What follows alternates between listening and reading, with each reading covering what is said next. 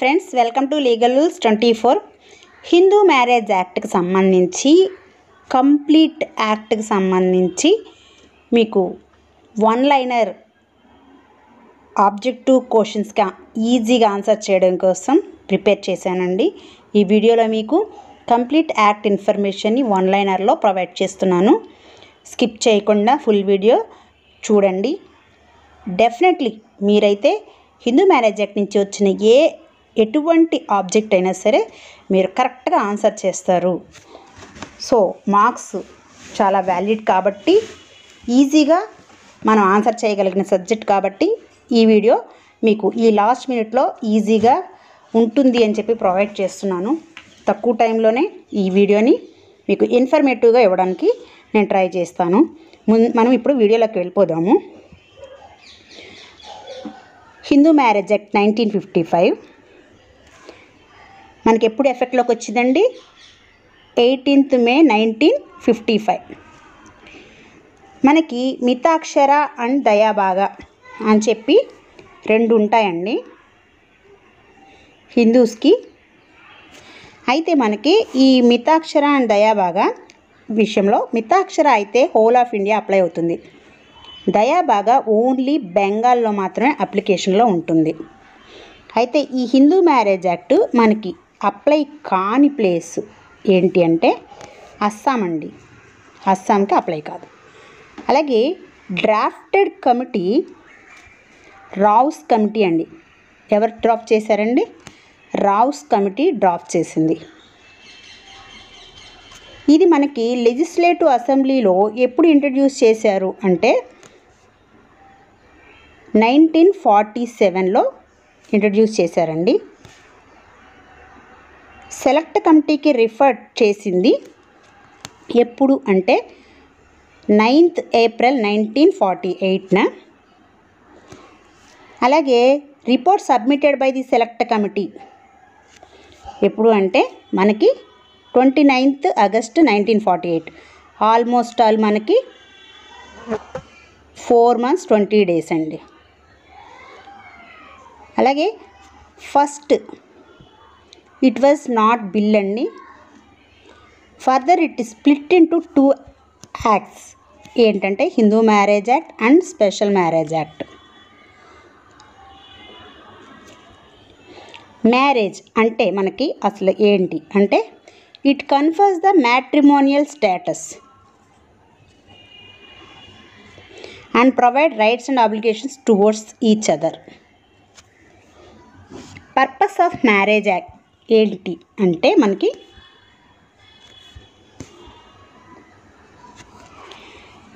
Have a family system ఉండడం కోసం, regulation of sex కోసం, ప్రొక్రియేషన్ ఆఫ్ చిల్డ్రన్స్ కోసం. Types of marriages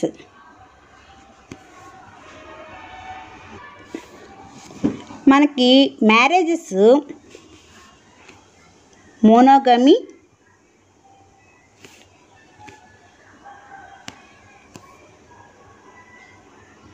పొలియాండ్రీ, polygamy, endogamy, ఎక్సోగమి.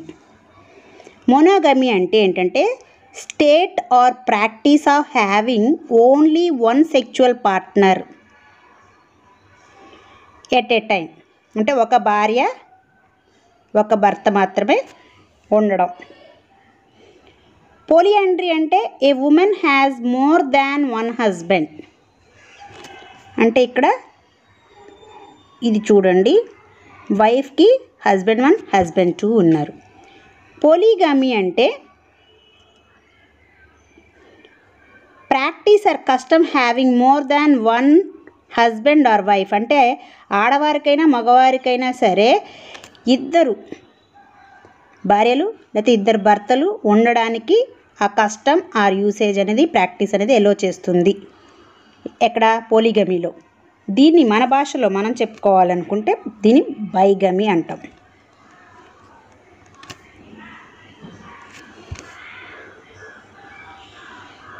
Endogamy అంటే between same caste అండి. Inter caste అండి ఎక్సోగమి అంటే. Hindu marriage act applicable to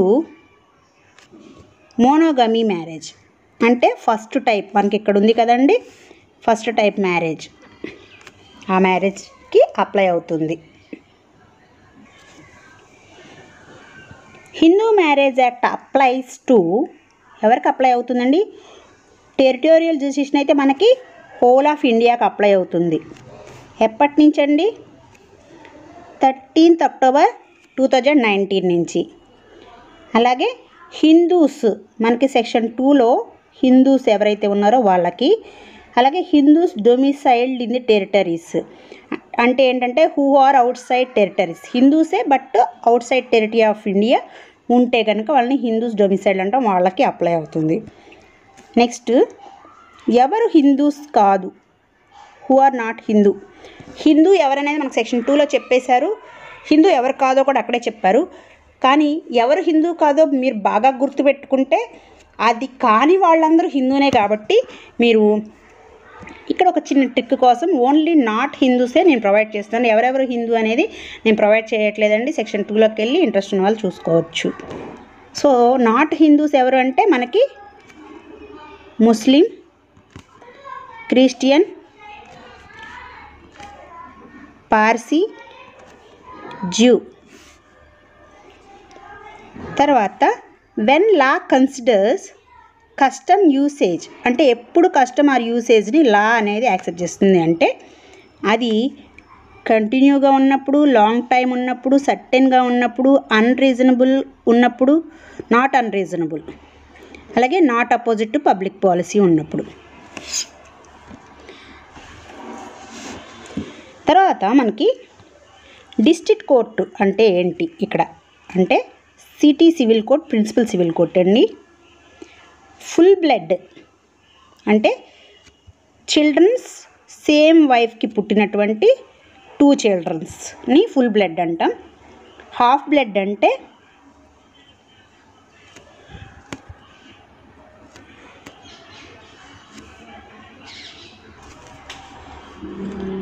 half blood మనకి different వైఫ్స్కి పుట్టిన 2 చిల్డ్రన్స్ అండి.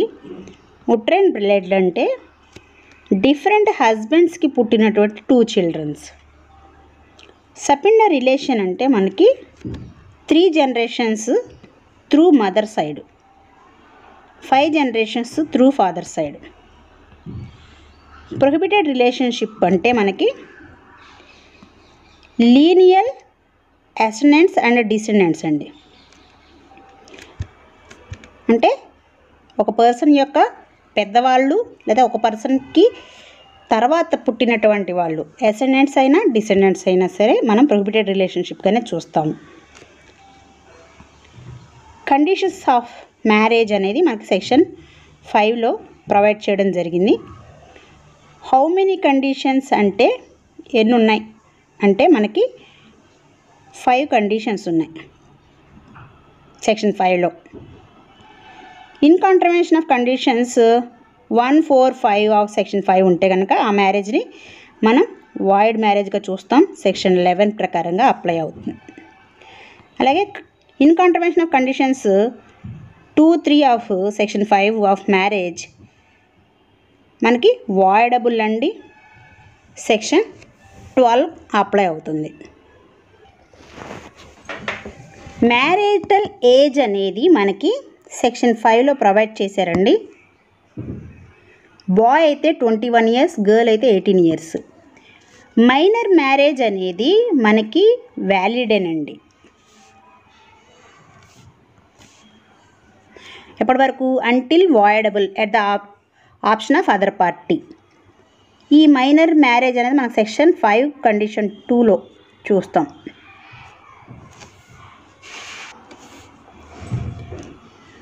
ఒకవేళ మనకి సెక్షన్ 18 ప్రకారంగా ఏంటంటే మైనర్ మ్యారేజెస్ జరిగినప్పుడు పనిష్మెంట్ ఏంటంటే 2 years, అలాగే ఫైన్ 1 lakh. ఇది రిగరస్ ఇంప్రిజన్మెంట్ అయి ఉండొచ్చు. అలాగే punishment for marriage in contravention of section 5 conditions 4, 5 అయితే కనుక సెక్షన్ 18 ప్రకారంగా మనకి imprisonment 1 month, fine 1000 or with both ఉంటుందండి. అలాగే ఇది సింపుల్ ఇంప్రిజన్మెంట్ అయి ఉంటుంది. సెక్షన్ 7 ప్రకారంగా సాల్మనైజేషన్ ఆఫ్ మ్యారేజ్ అంటే ఏంటి అంటే మనకి customary rights and ceremonies of either of the party ఉండాలి. అలాగే సప్తపది ఇంక్లూడింగ్ సప్తపది కూడా ఉండాలి.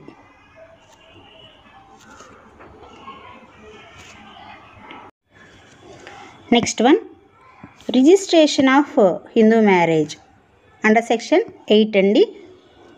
ఈ రిజిస్ట్రేషన్ అనేది ఎందుకు మనకి అంటే ప్రూఫ్ ఆఫ్ మ్యారేజ్. ఒకవేళ రిజిస్ట్రేషన్ చేయకపోతే మ్యారేజ్ ఇన్వాలిడా అంటే కాదు, వ్యాలిడే. జస్ట్ ప్రూఫ్ ఆఫ్ మ్యారేజ్ కోసం మాత్రమే మనం రిజిస్ట్రేషన్ అనేది చేయించుకోవాల్సి ఉంటుంది. ఎప్పుడు అంట ఆఫ్టర్ 1 మంత్ ఆఫ్ మ్యారేజ్ అయిన తర్వాత 1 మంత్ లోపు అప్లికేషన్ పెట్టాలి. ఆ 1 మంత్ తర్వాత అప్లికేషన్ పెట్టాలి.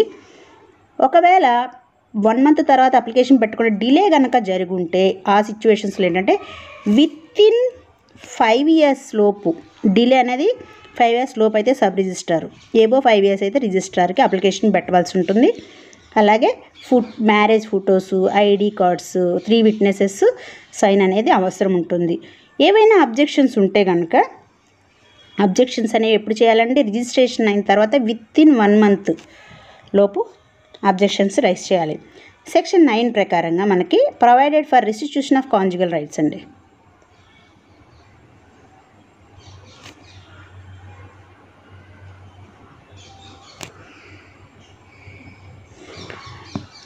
మనకి 2 కండిషన్స్ ఉంటాయి. వితౌట్ ఎనీ రీజనబుల్ కాజ్ అనేది ఇక్కడ మెయిన్ కండిషను. అలాగే బర్డెన్ ఆఫ్ ప్రూఫ్ అనేది ఎవరికి ఉందండి?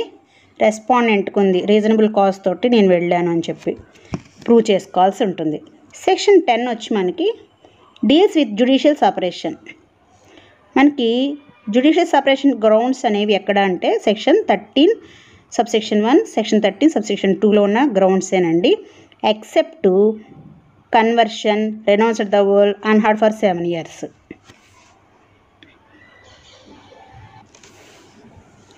మనకి next one what are the grounds for voidable marriage.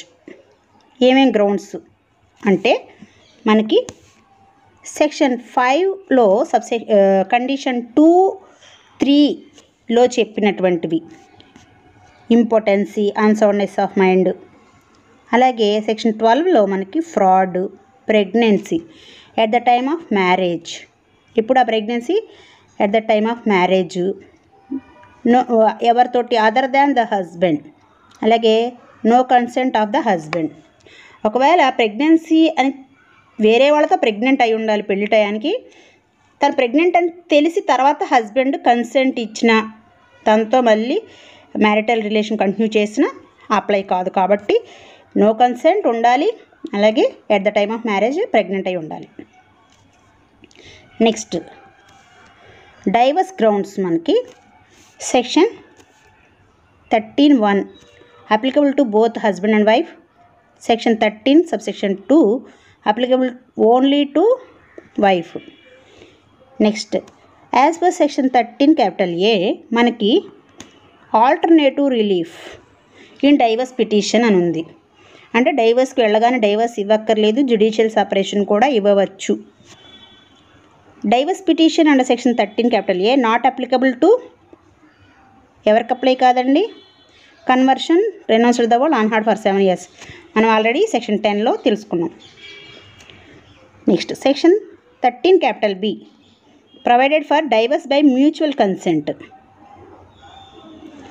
Application can be disposed after presentation of petition not below 6 months, not above 18 months.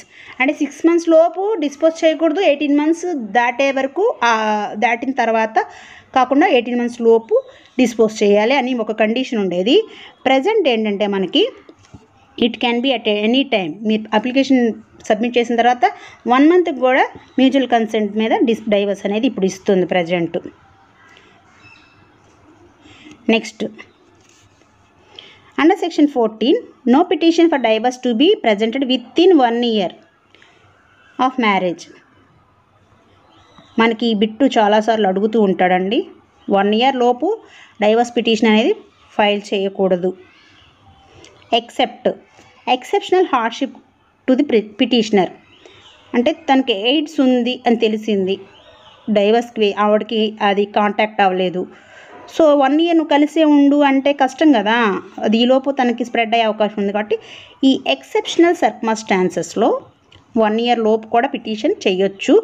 ఒకవేళ అటువంటి సందర్భంలో కూడా మిస్రిప్రజెంటేషన్ కానీ కన్సీల్మెంట్ ఆఫ్ ఫ్యాక్ట్స్ కానీ ఉండి ఒకవేళ ఫైల్ చేస్తే, అంటే లేనిది ఉన్నట్టుగా చెప్పి 1 year లోపే ఫైల్ చేస్తే కనుక అది కనుక రివీల్ అయిన తర్వాత ఆ డిగ్రీ అనేది ఇన్యాక్టివ్ అయిపోతుంది. ఎప్పటి వరకు? టిల్ 1 year కంప్లీట్ అయ్యే వరకు. As per section 15, divorced person when remarry, అంటే మనకి ఎప్పుడు డైవర్స్డ్ పర్సన్ రీమ్యారీ అంటే 3 కండిషన్స్ ఉన్నాయి ఇక్కడ. No appeal against decree, appeal time expired అంటే 90 days ఉంటుంది, డిలే కండోనేషన్ కూడా లేదు ఇంకా. సో టైం ఎక్స్పైర్డ్ అయిపోయింది అపీల్కి వెళ్ళడానికి. అలాగే అపీల్ ఉంది కానీ అపీల్ చేయలేదు, లేకపోతే అపీల్ చేశారు బట్ డిస్మిస్ అయ్యింది. ఈ సందర్భాలలో మనకి అపీల్ టైం దాటిపోయిన తర్వాత అపీల్ ఉన్న అపీల్ చేసుకోకుండా వెయిట్ చేస్తే ఆ 90 days, లేకపోతే అపీల్ చేసినప్పుడు డిస్మిస్ అయిపోయిన సందర్భాల్లో, ఇలాంటి సందర్భాల్లో ఆ తర్వాత రీమ్యారేజ్ అనేది చేసుకోవచ్చు.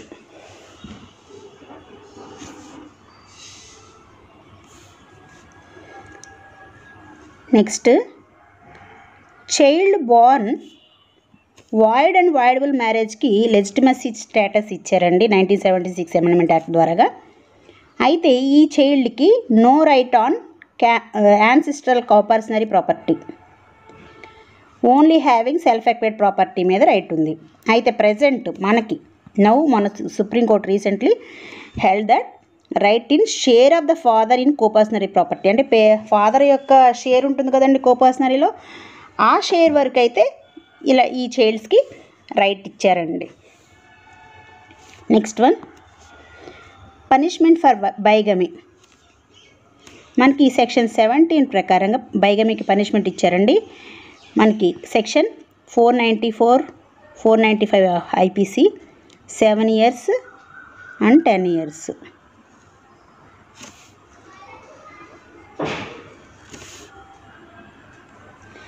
Next one, section 19 jurisdiction and procedure.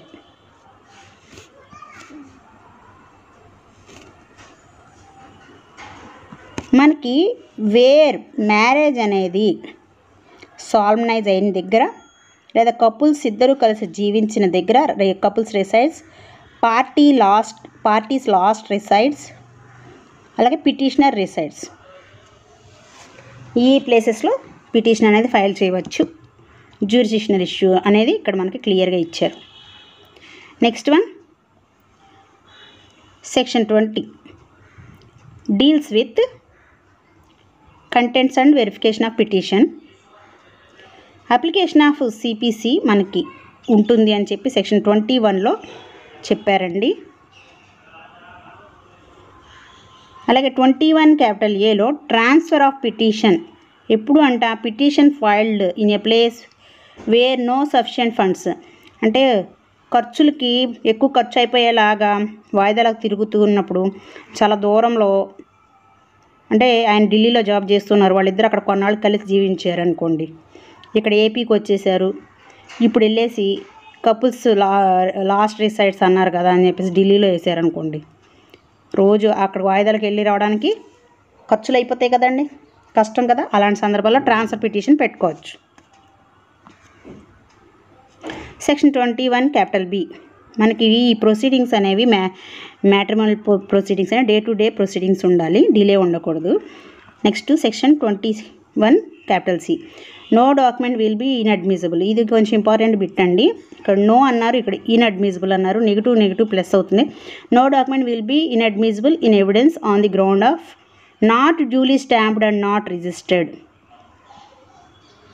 అంటే రిజిస్ట్రేషన్ లేదు, స్టాంప్ లేదని ఇన్అడ్మిసిబుల్ చేసుకోరు. అంటే మనకి ఇక్కడ మీకు సింపుల్గా చెప్పాలంటే నెగిటివ్ ఇంటరాగేటివ్లో ఉంది కాబట్టి, నెగిటివ్ ఫామ్లో ఉంది కాబట్టి మనకి అడ్మిసిబుల్ అని అర్థం అండి. ఇక్కడ అడ్మిసిబుల్ ఒకవేళ రిజిస్ట్రేషన్ లేకపోయినా, స్టాంప్ డ్యూటీ లేకపోయినా.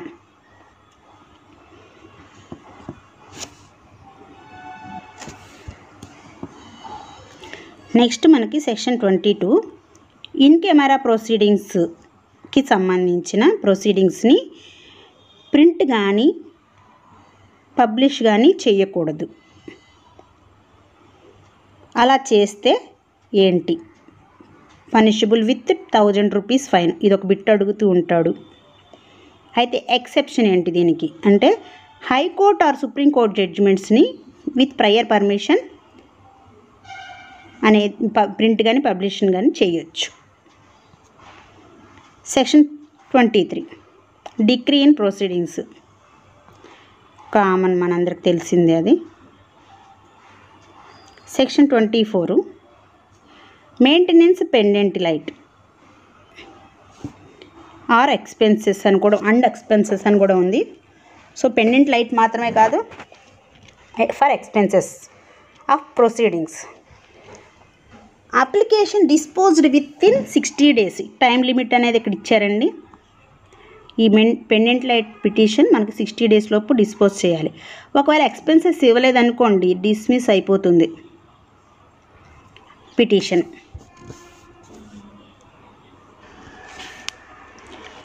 నెక్స్ట్ మనకి సెక్షన్ 24,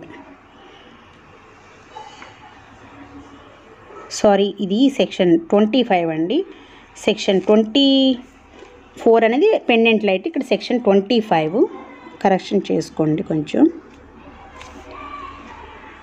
మెయింటెనెన్స్ అనేది మనకి ఎన్ని విధాలుగా ఉండొచ్చు అంటే, లంసమ్ ఆర్ మంత్లీ ఉండొచ్చు. It can be alter or modified from time to time. అయితే ఇది క్యాన్సిల్ కూడా అవ్వచ్చు. ఎలాంటి సందర్భాల్లో అంటాం? రీమ్యారీ చేసుకున్నప్పుడు, లేకపోతే అడల్టరీలో ఉన్నప్పుడు. సెక్షన్ 26 ప్రకారంగా కస్టడీ ఆఫ్ చిల్డ్రన్ అనేది ఇవ్వడం జరుగుతుందండి. అయితే ఇది ఇంటీరియం ఆర్డర్ మాత్రమే. సో అపీల్ అనేది నాట్ అలౌడ్ ఈ ఆర్డర్ మీద. అయితే ఈ ఇంటీరియం ఆర్డర్స్ దేనికండి?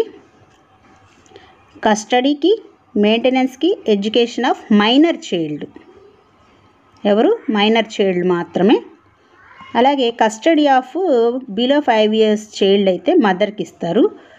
విజిటింగ్ రైట్స్ అనేవి ఫాదర్కి ఇస్తారు. The court time to time ఏం చేయొచ్చు? Revoke, suspend, cancel the order.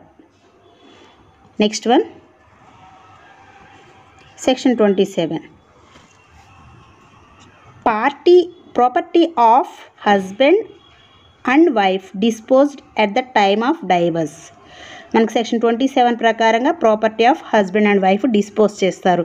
అంటే మ్యారేజ్ టైంలో కానీ, మ్యారేజ్ తర్వాత కానీ ఏదైనా గిఫ్ట్ రూపంగా ఇచ్చినా, లేకపోతే స్త్రీధన కింద ఇచ్చినా, లేకపోతే ఏ విధంగా ప్రాపర్టీ అనేది వచ్చినా కూడా వారి మధ్య సెటిల్ చేస్తారనమాట at the time of divorce. Section 28 appeal from decree and order. Appeal అంట, ఇంటీరియం ఆర్డర్స్కి అపీల్ ఉండదు, అంతవరకు క్లియర్. ఇది డిక్రీ కాబట్టి డిక్రీ అండ్ ఆర్డర్స్. ఏం ఆర్డర్ అయి ఉండాలి? ఇది ఇంటీరియం ఆర్డర్ అయితే అయి ఉండకూడదు, అంతే కదా. ఇప్పుడు ఇది మనకి అపీల్ ఎన్ని డేస్లో వెళ్ళాలి? 90 days లోపు వెళ్ళాలి ఫ్రమ్ ద ఆర్డర్. అలాగే no appeal on interim order. Okay. No appeal on subject of cost. Next section 28 A ప్రకారంగా enforcement of decree and order. మనకి ఎలా ఎన్ఫోర్స్ చేస్తామనేది సెక్షన్ 28 Aలో చెప్పడం జరిగింది. Section 29 saving of marriage.